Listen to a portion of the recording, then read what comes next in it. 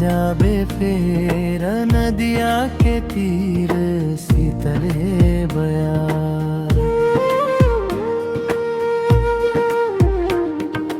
रेती के मया कल कल धार, चमकत है घम जैसे सोना के हार। मछरी हर कूदे लहरिया के संग, देख के नदिया मन हो जावे मगन।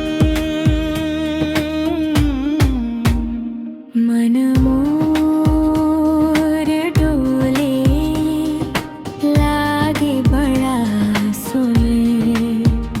नगिया के तीर शीतल है बयार।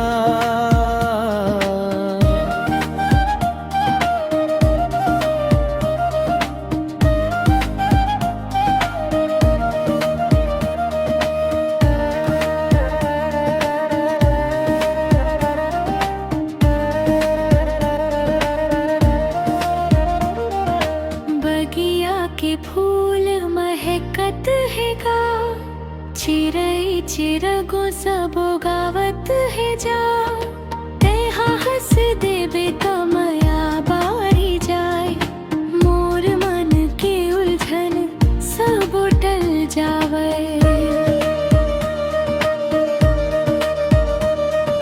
सांझ बेरा हो गे लाल है गगन, पियासी सनेस तड़पे है मगन। तोर मोर